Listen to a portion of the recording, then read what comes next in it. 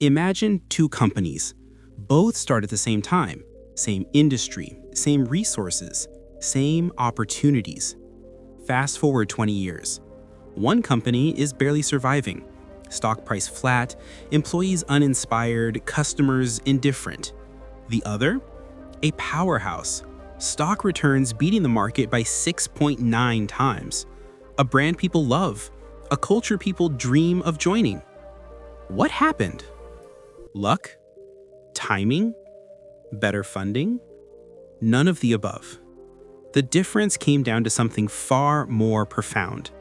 Something invisible. Something that most leaders completely miss. Welcome to Ladder Up English, where we don't just read books, we extract the DNA of greatness and show you how to apply it to your life, your career, your dreams. Today, we're diving into one of the most important business books ever written, Good to Great by Jim Collins. But here's what makes this summary different. This isn't just about companies. This is about you. Because the principles that transform good companies into great ones, they're the exact same principles that transform good lives into extraordinary ones. Over 5 years, Jim Collins and his research team analyzed 1,435 companies. They asked one simple question: can a good company become a great company? And if so, how? What they discovered shocked the business world, and it will change how you think about success forever. By the end of this video, you'll understand why being good is actually the enemy of becoming great. The level 5 leadership secret that nobody teaches you. How to get the right people on your bus and the wrong people off. The Hedgehog Concept that creates unstoppable momentum. The flywheel effect that turns effort into inevitability. This isn't theory. This is a proven blueprint backed by rigorous research and real results. So, whether you're building a business, climbing the career ladder, or just trying to design a life worth living, this is your roadmap. Let's begin. Chapter 1. Good is the enemy of great. The comfortable trap. Here's an uncomfortable truth that most people never face. We settle for good enough because great requires sacrifice we're not willing to make. Think about it. How many times have you said, "My job is fine. It pays the bills. My relationship is okay. It could be worse. I'm doing all right, better than most people." That word, fine, is poison. Because fine is comfortable. Fine doesn't demand change.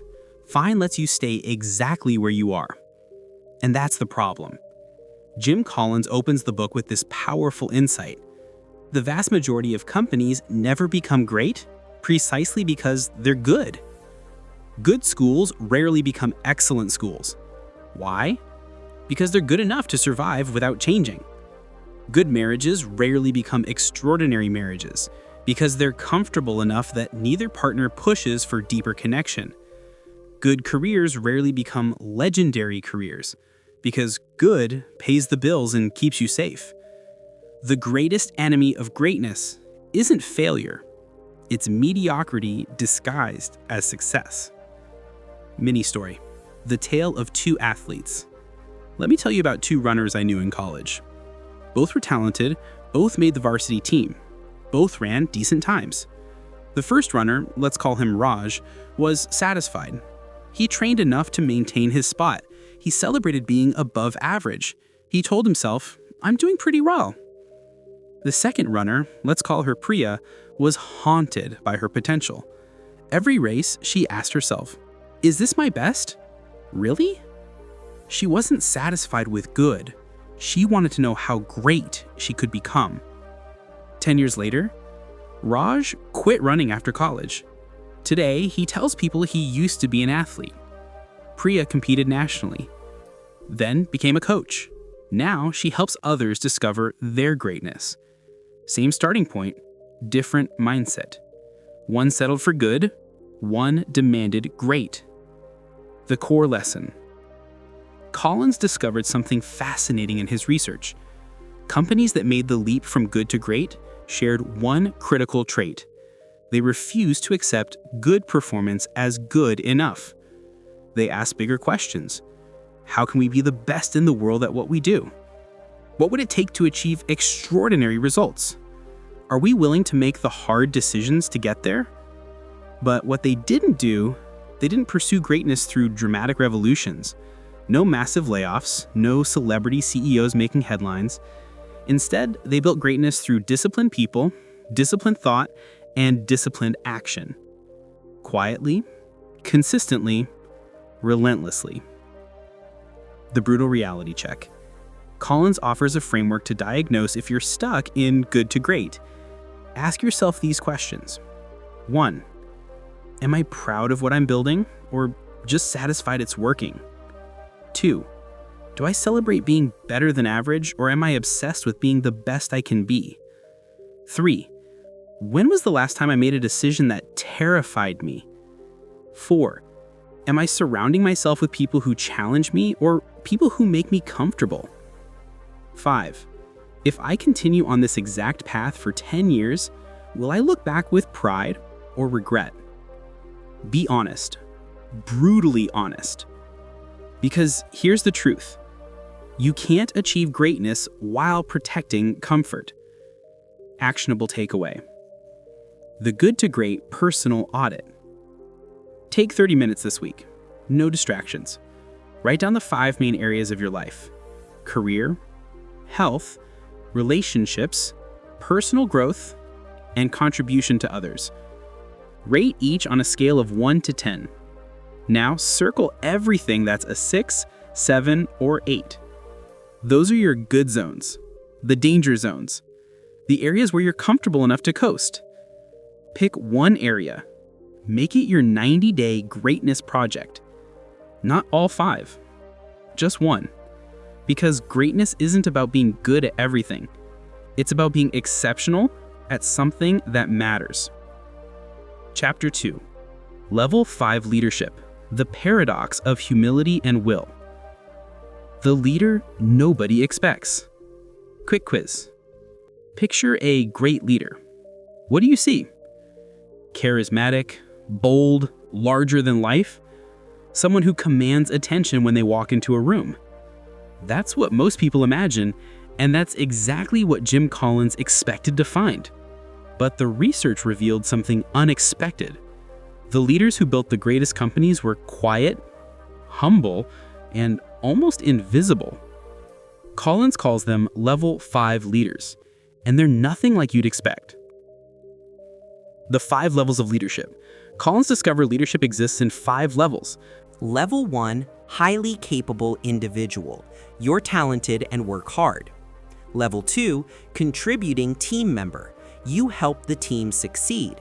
Level 3, competent manager. You organize people and resources effectively. Level 4, effective leader. You inspire commitment to a vision.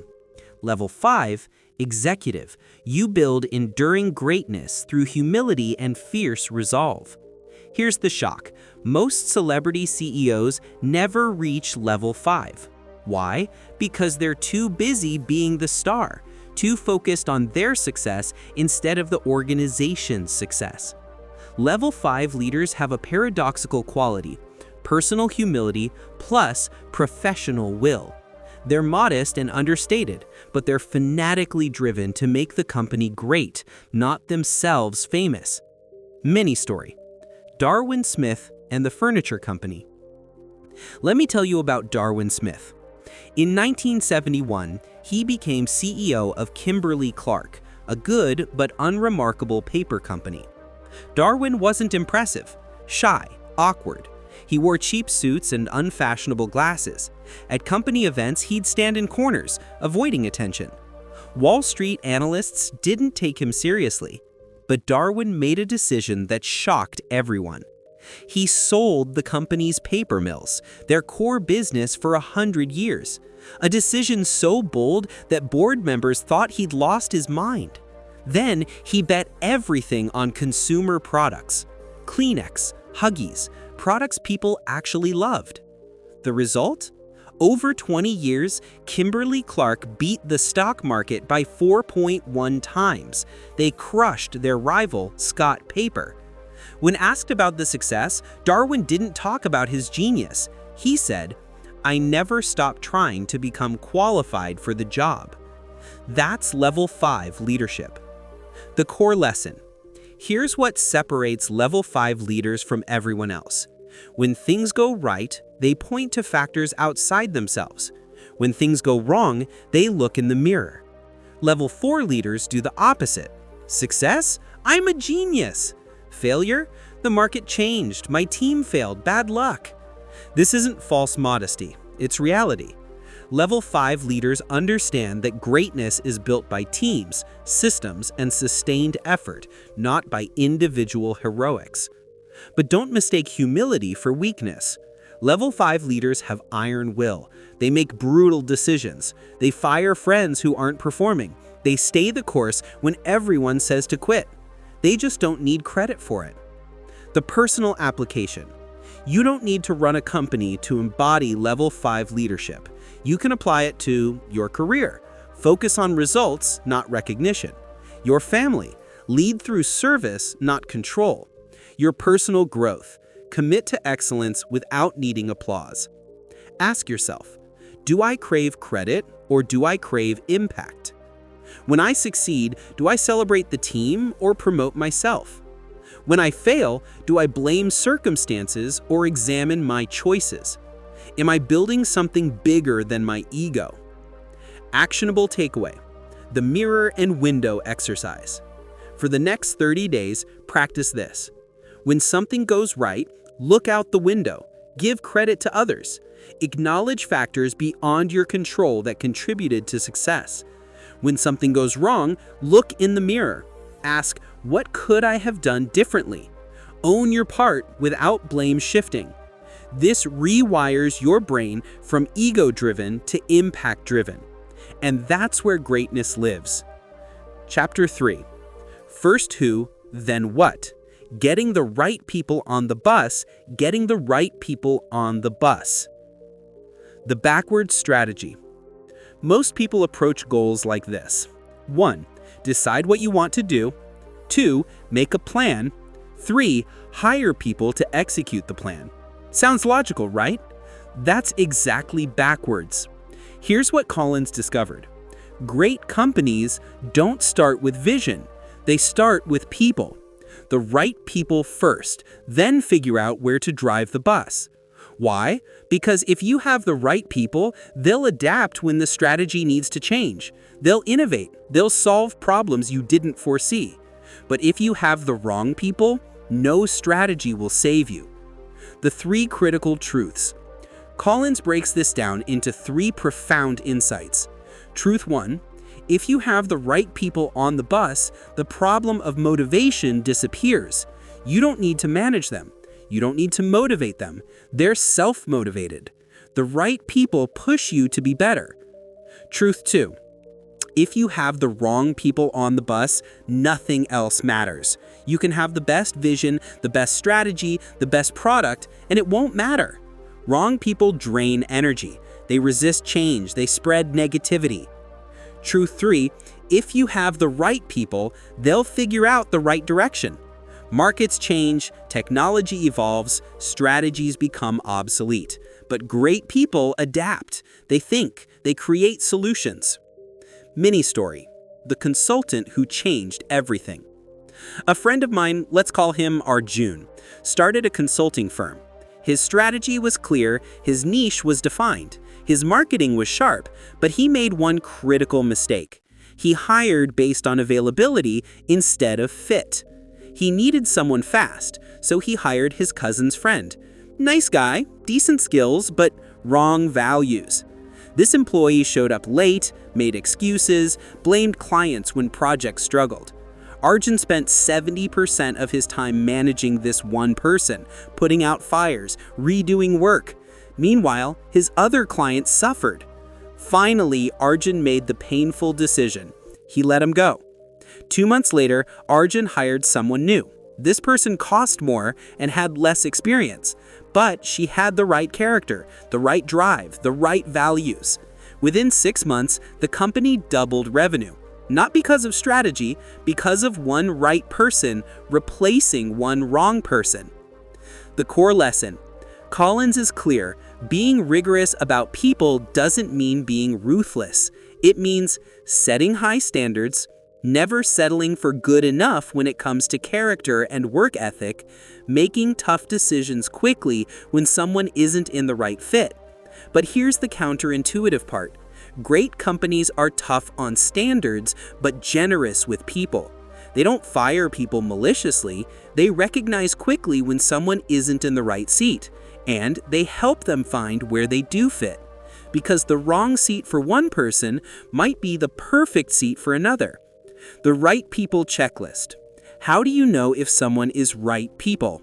Collins offers this framework. Character over credentials. Would you trust them with your child? Passion over experience. Do they care about the mission? They're self-motivated. Do they push themselves without being pushed? Debate and commit. Do they argue their point but support the final decision? Window and mirror. Do they give credit and take responsibility? Actionable takeaway. The mirror and window exercise. Your life is a bus. You're the driver. Who's on your bus? List the top 10 people you spend the most time with. Now ask, do they energize me or drain me? Do they challenge me to grow or encourage mediocrity? Do they share my values or pull me away from them? Would I choose to spend time with them if I met them today? Be ruthless about this. You don't owe anyone a seat on your bus. Not family, not old friends, not colleagues. Get the wrong people off.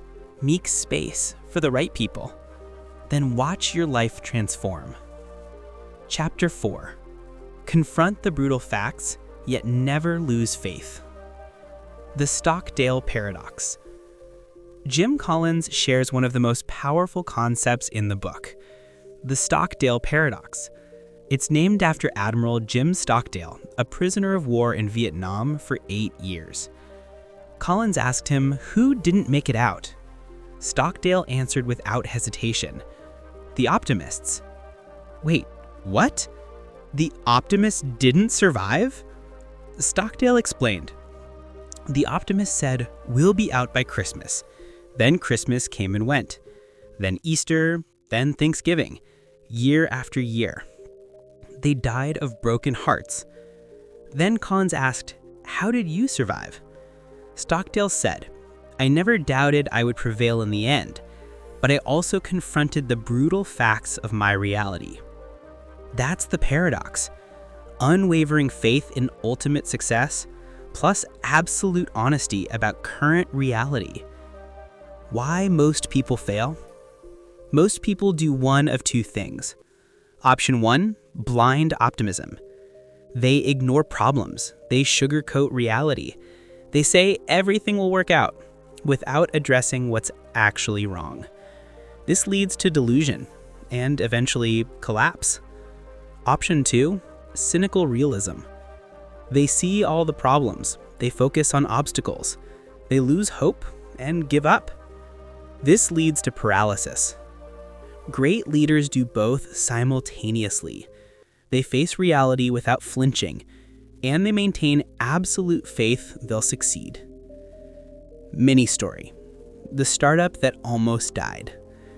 I know a woman, let's call her Mira, who started a tech company. Year 1, exciting. Year 2, challenging. Year 3, brutal. They were running out of money. Their product had bugs. 2 key employees quit. Mira had 2 choices. Choice 1, pretend everything was fine. Keep telling the team we're almost there. Ignore the cash flow crisis. Choice 2, panic, give up, shut down the company. She chose neither. Instead, she called an all-hands meeting. She put the numbers on the board, showed the team exactly how dire things were. Then she said, we have 6 months of runway. We're going to make it work, but only if we face reality and make hard decisions. The team didn't panic. They rallied. They cut features, focused on the core product, reached out to customers for honest feedback. They pivoted based on brutal facts. Today, that company is profitable. They survived because Mira confronted reality while maintaining faith. The core lesson. Collins found that great companies create a culture of truth. This means that leaders ask questions instead of giving answers. Meetings include debate, not just presentations. Bad news is welcomed, not punished. Red flags are investigated immediately. You can't make good decisions based on lies, even comfortable lies. But truth alone isn't enough. You also need faith. The belief that if you keep moving, keep adapting, keep pushing, you'll prevail. The 4 practices of truth-telling. 1. Lead with questions, not answers. Instead of, here's what we're doing, ask, what do we think? What are we missing? 2. Engage in dialogue and debate. Encourage disagreement. The best ideas emerge from intellectual combat. 3. Conduct autopsies without blame. When something fails, analyze it, but don't attack people. Learn. 4. Build red flag mechanisms. Create systems that surface problems early. Anonymous feedback, regular audits, customer interviews. Actionable takeaway. The Brutal Facts Journal. Every week, answer these 3 questions honestly. 1. What's one truth I've been avoiding about my career, health, relationships, finances? 2. What would I do differently if I truly believed I'd succeed? This reveals where fear is stopping you. 3. What's one small action I can take this week to address the brutal fact? This creates momentum. Confront reality. Keep faith. Take action. That's the formula. Chapter 5. The Hedgehog Concept. Simplicity on the far side of complexity. The fox and the hedgehog. There's an ancient Greek parable. The fox knows many things. The hedgehog knows one big thing. The fox is clever, cunning, strategic. It devises 100 different ways to attack the hedgehog. The hedgehog? It only knows one defense: curl into a ball. Every time the fox attacks with a new strategy, the hedgehog does the same thing: curl into a ball. And every time, the hedgehog wins. Jim Collins uses this as a powerful metaphor. Great companies are hedgehogs. They find one simple concept and stick to it relentlessly. Good companies are foxes. They chase every opportunity. They diversify, they pivot constantly. And they stay good, never great. The 3 circles of the hedgehog concept. Collins discovered that great companies answer 3 critical questions. And where these 3 circles overlap, that's their hedgehog concept. Circle 1. What can you be the best in the world at? Not what you want to be best at, what you can actually be best at. This requires brutal honesty. Maybe you love music, but can you be the best in the world? If not, music shouldn't be your hedgehog concept. Circle 2. What drives your economic engine? What's the one metric that, if you focused on it, would most powerfully impact your results? For some companies, it's profit per customer. For others, profit per employee. For others, profit per transaction. Circle 3. What are you deeply passionate about? You can't sustain greatness if you don't love the work. Passion fuels persistence. Persistence creates excellence. The sweet spot. Where all 3 circles overlap, that's your hedgehog concept. It's not a strategy. It's not a vision statement. It's a simple, crystalline concept that guides every decision. Collins found that great companies took an average of 4 years to clarify their hedgehog concept. 4 years of experimentation, of debate, of trial and error. But once they found it, they stuck to it for decades. Many story. The coffee shop that found its hedgehog. A friend owns a small coffee shop. Let's call it Chai and Stories. In the beginning, he tried everything. Lunch menu, evening snacks, catering services, selling coffee beans online, hosting live music. He was exhausted. Profits were mediocre. One day, he sat down and asked the 3 questions. What can we be best at? Creating a third place, not home, not work. A space for connection and community. What drives our economic engine? Repeat customers. People who come daily, not tourists who visit once. What are we deeply passionate about? Conversations, stories, human connection. His Hedgehog concept emerged, a neighborhood living room. He cut the lunch menu, stopped catering, focused entirely on creating the best atmosphere for regulars. He added comfortable seating, started a story hour where customers shared their lives, remembered names, remembered orders. Revenue dropped initially, but within a year, he had a loyal community. Customers became ambassadors, word spread. Today, his small shop is more profitable than when he chased 10 different things. Simple, focused, great. The core lesson. Most people fail because they chase too much. They want to be a YouTuber and a consultant and a course creator and a coach. They want to lose weight and build muscle and run a marathon and learn yoga. They want to master marketing and sales and operations and finance. Hedgehogs say no to everything except the one thing. Collins found that great companies said no to brilliant opportunities because those opportunities didn't fit their hedgehog concept. Actionable takeaway: the hedgehog concept builder. Take a blank page. Draw 3 overlapping circles. Circle 1. What could I be the best at? List your natural talents, developed skills, unique perspectives. Circle 2. What would drive my economic engine? What's the one metric that, if you focused on it, would most powerfully impact your results? Circle 3. What are you deeply passionate about? What activity makes you lose track of time? What problems do you love solving? Now look for the overlap. That's your starting point. Test it for 90 days, adjust, refine. Finding your hedgehog concept might take years, but once you find it, you'll have clarity for life. Chapter 6. A culture of discipline, freedom within a framework. The discipline paradox. Most people think discipline means rigidity, rules, control, but Collins discovered something counterintuitive. Great companies have incredible discipline and incredible freedom. How is that possible? Because they create a framework of consistency that frees people to innovate within clear boundaries. Think of it like jazz music.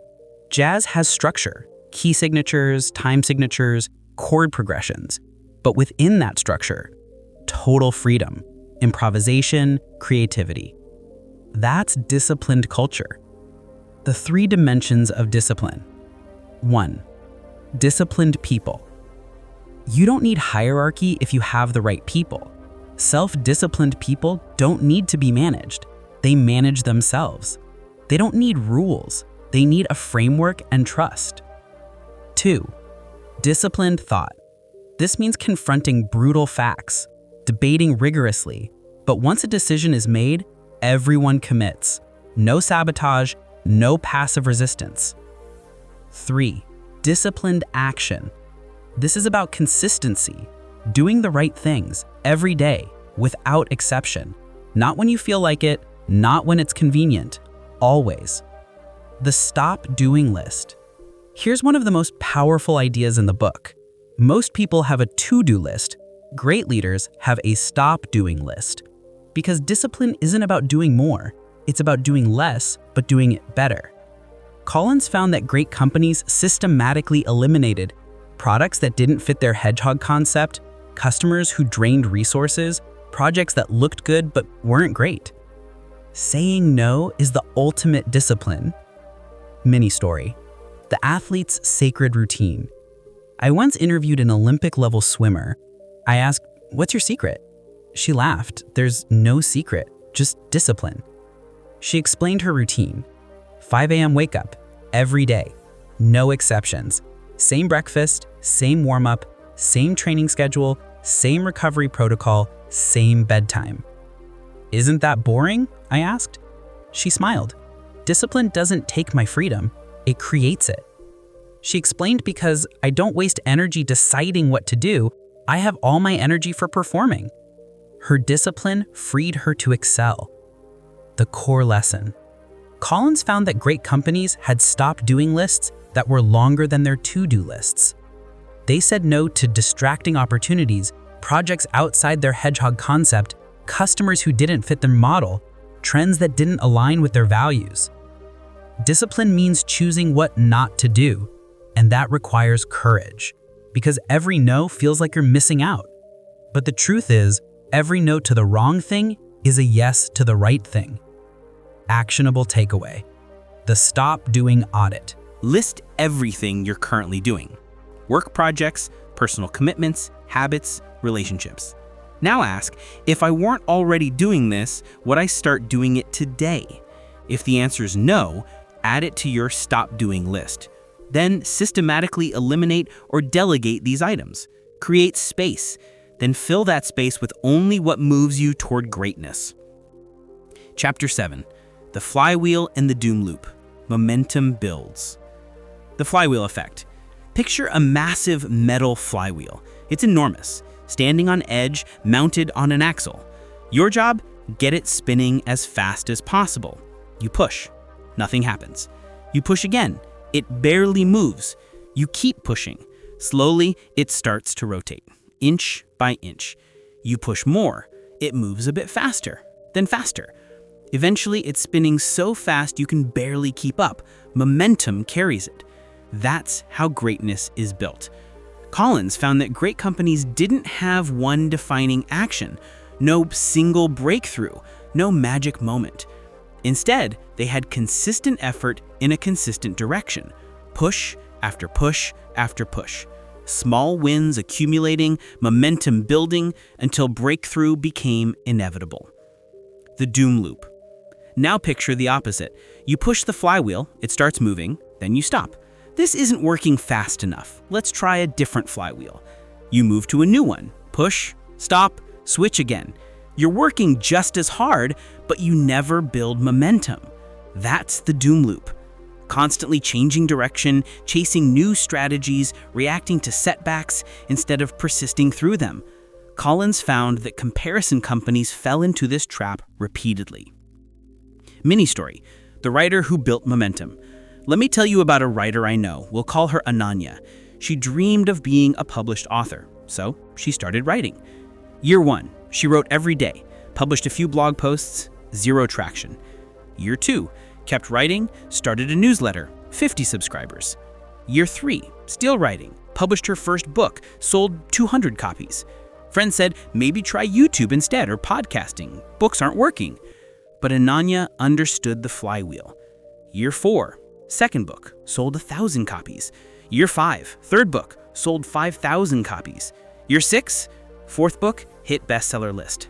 Same effort, same direction, but now momentum.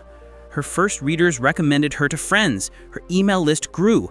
Media noticed her. Publishers reached out. The flywheel was spinning. If she had switched to YouTube after year 2, she'd be starting from 0 again. The core lesson. Collins makes it clear. Greatness is not a function of circumstance, it's a function of conscious choice and discipline. The flywheel spins because you keep pushing in the same direction. Most people quit right before breakthrough because they don't see results fast enough. But here's the truth. Results lag effort.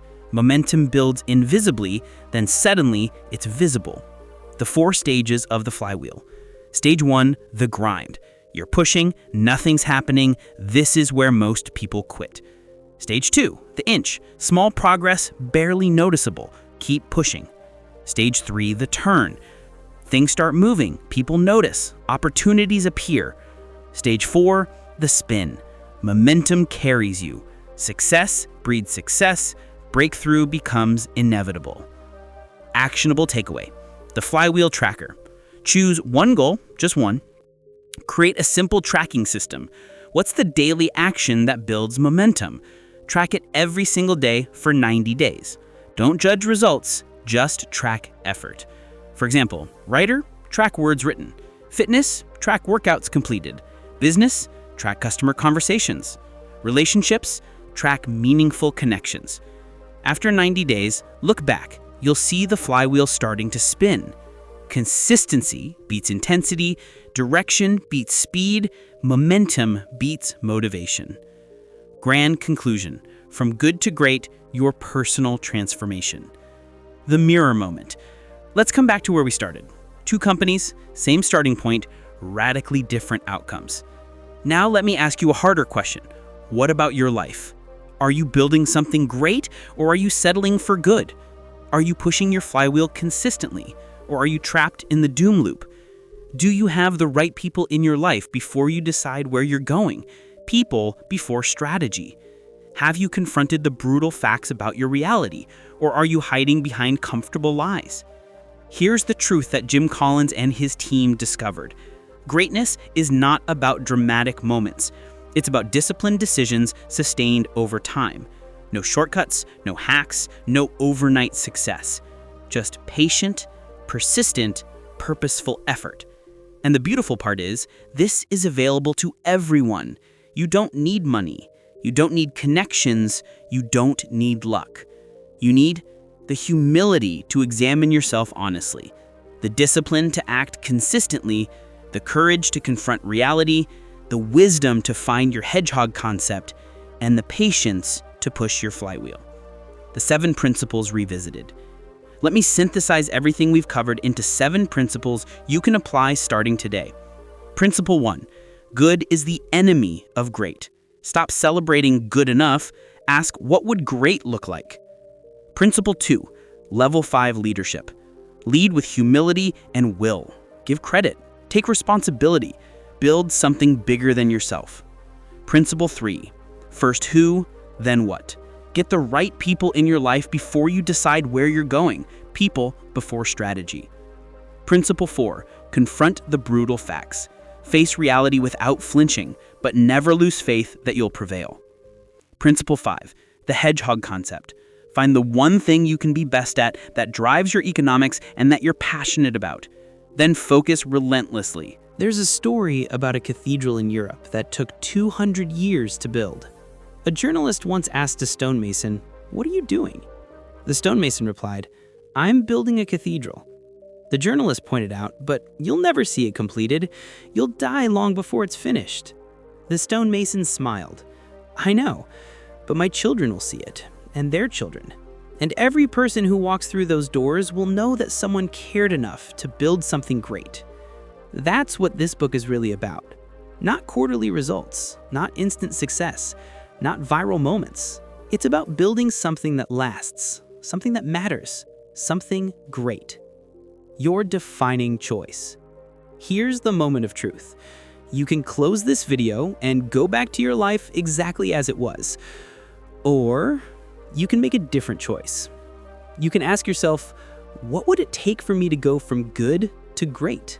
Not your company, not your job, you. Your health, your relationships, your skills, your contribution to the world.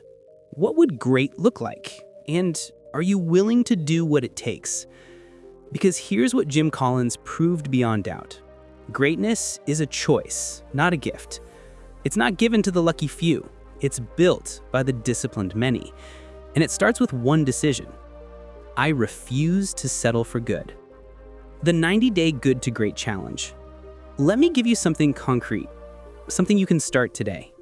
I call it the 90-day Good to Great Challenge. Here's how it works. Week 1 to 2, the audit. Complete your Good to Great personal audit. Rate the 5 areas of your life. Identify your good enough zones. Choose one area to focus on for 90 days. Week 3 to 4, the people. Audit who's on your bus. Have honest conversations with key people in your life. Start spending more time with right people. Week 5 to 6, the brutal facts. Journal on the truths you've been avoiding. Get honest feedback from 3 people you trust. Create your brutal facts action plan. Week 7 to 8, the Hedgehog Concept. Answer the 3 circle questions. Test different hypotheses about your Hedgehog Concept. Start saying no to things outside your circles. Week 9 to 10, the Discipline. Create your stop doing list. Build your daily non-negotiables. Establish your framework for consistency. Week 11 to 12, the Flywheel. Define your daily push, the one action that builds momentum. Track it every single day. Review weekly progress without judgment. Week 13, the Assessment. Review your 90 days. Measure progress in your chosen area. Adjust and commit to the next 90 days. The compound effect of transformation. Here's what happens when you apply these principles. Month 1, you feel overwhelmed. Change is hard. You question if it's worth it. Month 2, small wins appear. You start to see progress. Confidence builds. Month 3, momentum takes hold. Things that felt impossible now feel inevitable. Month 6, people notice you've changed. Opportunities appear that weren't there before. Year 1, you look back and barely recognize who you were. The transformation is undeniable. Year 5, you've built something great, not by accident, by design. Collins found that the average time from good to great was 7 years. Not 7 days, not 7 weeks, 7 years. But every single day of those 7 years mattered. Every small decision, every disciplined action, every push of the flywheel, they accumulated into something extraordinary, the ripple effect. But here's what makes this even more powerful. Your transformation doesn't just change you, it changes everyone around you. When you refuse to settle for good, you give others permission to do the same. When you confront brutal facts, you create a culture of honesty. When you push your flywheel consistently, you inspire others to build their own momentum. Your greatness is contagious. Your children watch you, your colleagues learn from you. Your community is shaped by you. Jim Collins wasn't just studying companies, he was revealing a universal principle. Excellence in one area creates excellence in all areas. The discipline you build in business transfers to health. The humility you practice in leadership transfers to relationships. The persistence you develop in pursuing your Hedgehog Concept transfers to every challenge you face. The question that won't leave you alone. Let me ask you one final question. Not the question you want to hear, the question you need to hear. If you continue on your current path, same habits, same choices, same disciplines, where will you be in 5 years? Really picture it. Your career, your health, your relationships, your impact. Be honest. Now ask the follow-up. Will you be proud of that person?